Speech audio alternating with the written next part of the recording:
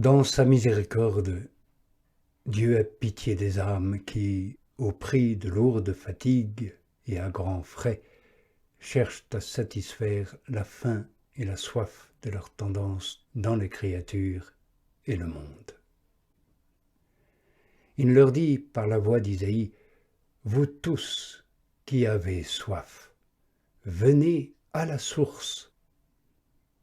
Et vous tous qui avez l'argent de la volonté propre, hâtez-vous de me faire vos achats et mangez.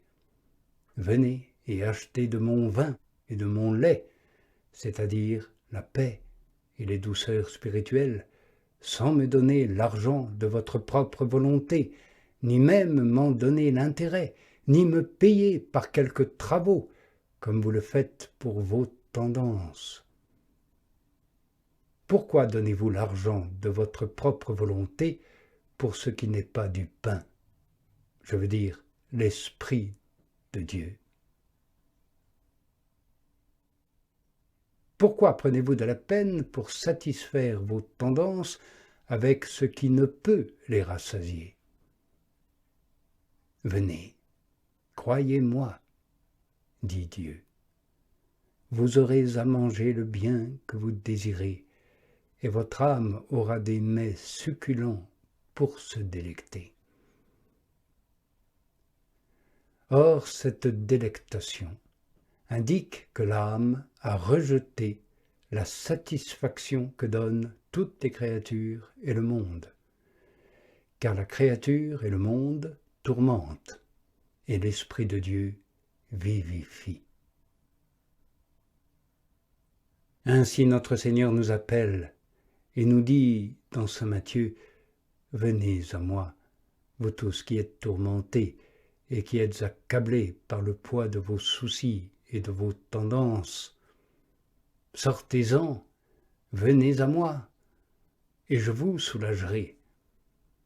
Vous trouverez pour vos âmes le repos, dont vous privent vos tendances, qui sont une très lourde charge. Comme le dit le psalmiste, elles se sont appesanties sur moi comme un lourd fardeau. » Il est un troisième mal causé par nos tendances à l'âme. Elles aveuglent l'âme et obscurcissent la raison. De même que les vapeurs obscurcissent l'air et interceptent les rayons du soleil, aucun miroir terni ne peut reproduire nettement l'objet qui lui est présenté, ou qu'une eau bourbeuse ne peut reproduire les traits de celui qui s'y regarde. De même, l'âme qui cède à ses tendances, à son intelligence obscurcie.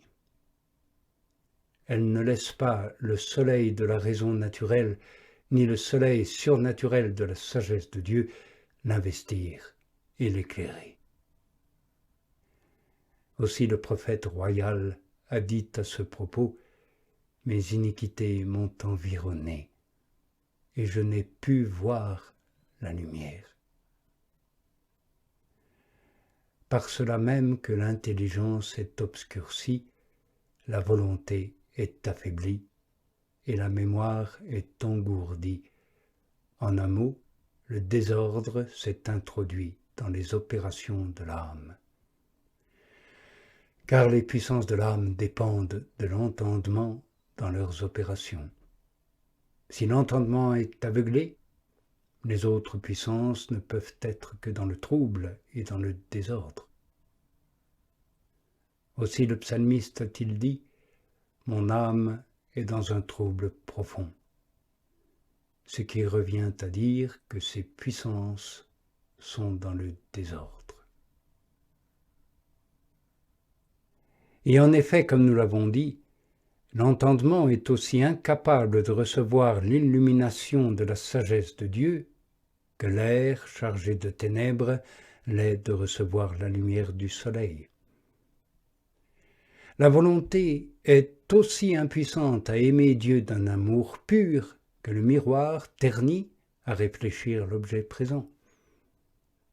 Et la mémoire, obscurcie par les ténèbres de ses tendances, est encore moins apte à se pénétrer avec sérénité du souvenir de Dieu, pas plus que l'eau vaseuse ne peut rendre avec netteté les traits de celui qui s'y regarde. De plus, les tendances aveuglent et obscurcissent l'âme parce que les tendances, comme telles, sont aveugles. Par elles-mêmes, elles ne comprennent rien, et la raison est toujours leur guide assuré.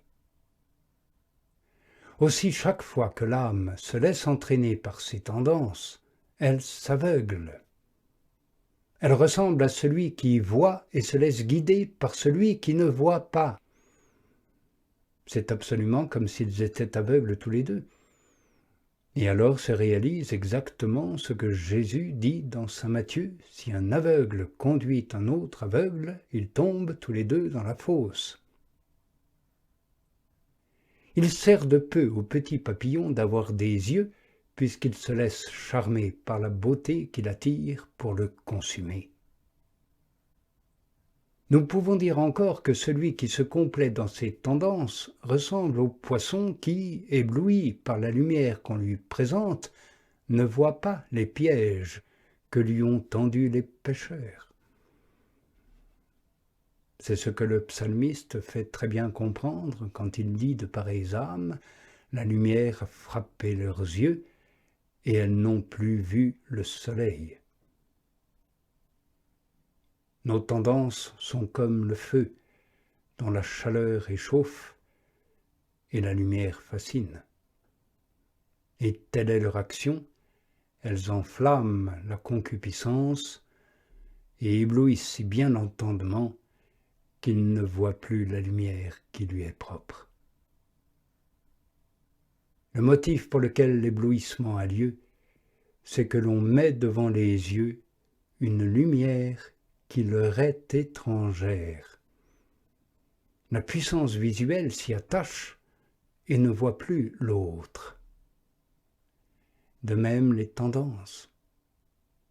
Elles se mettent si près de l'âme et s'imposent tellement à son regard que la pauvre âme s'y arrête et s'en nourrit. Et la lumière de la saine raison a été écartée.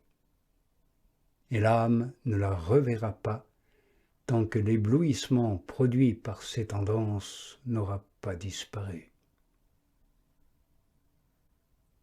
Aussi faut-il déplorer amèrement l'ignorance de certaines personnes.